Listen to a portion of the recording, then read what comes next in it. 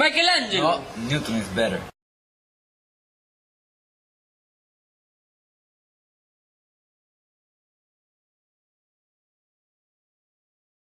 First of all, Michelangelo was considered by a lot of people the best artist of his time and one of the best artists of all times.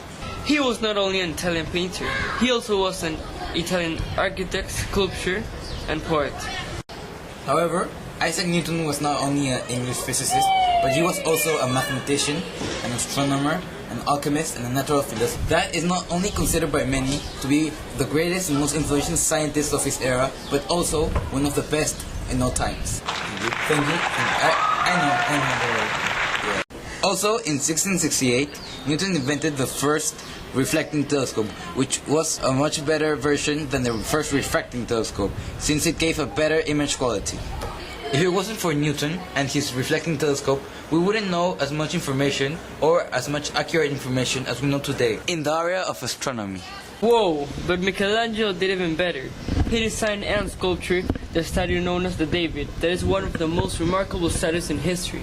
It is the tallest and most important statue since the classical Roman time. Today, the statue of David is not only an artistic wonder of the world, but for some, it is also a commercial trademark, and even a touristic attraction. This means that they can use David to sell souvenirs and commercialize. Plus, they bring a massive amount of tourism to Florence. If Michelangelo wouldn't have sculpted this great piece of art, both tourism and economy in Florence wouldn't have been as good as they are today. Wouldn't it be?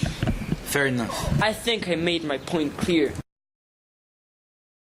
And also, Michelangelo's fresco, did you know that between 1508 and 1512, Michelangelo painted a humongous and recognizable piece of art, which is known as the Sistine Chapel. This is a very famous painting that is recognized throughout many people among other painters. Many painting schools are founded in his name.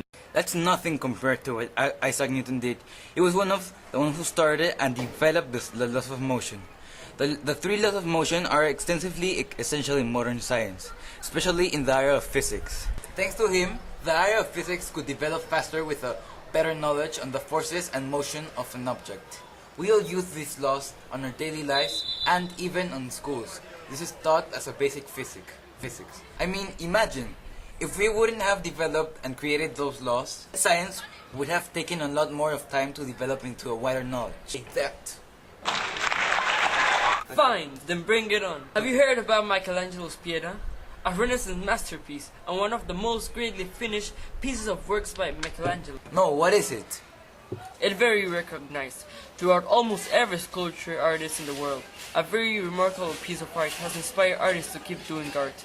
Many schools of art recognize and appreciate a lot of Michelangelo's sculptures and drawings, and some artists even dedicate the artist's career to Michelangelo, studying his ways of painting and sketching. Thus, in that time, as Michelangelo made these sculptures, he became more known, and his way of sketching his masterpieces was unique. Okay, fine. Michelangelo could do that, but in 1703, Isaac Newton was named the president of the Royal Society, which was the most prestigious and important society in the whole England. Imagine how smart and how much ingenuity Newton had to be selected as the president of such prestigious society.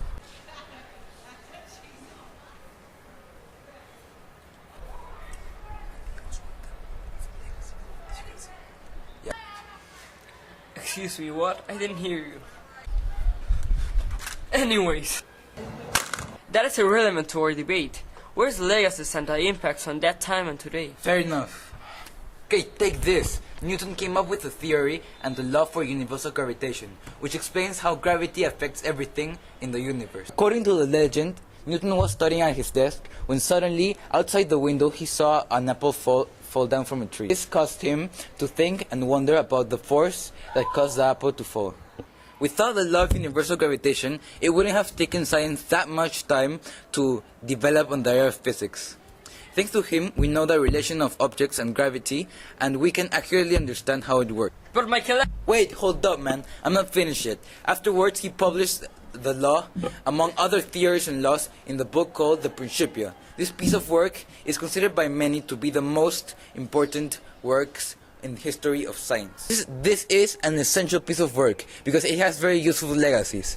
A lot of the information for physics was gotten through Mr. Newton's book. If he hadn't published that book, then people would know less about him and less about basic physics. This legacy was very crucial in the history of science. Take that!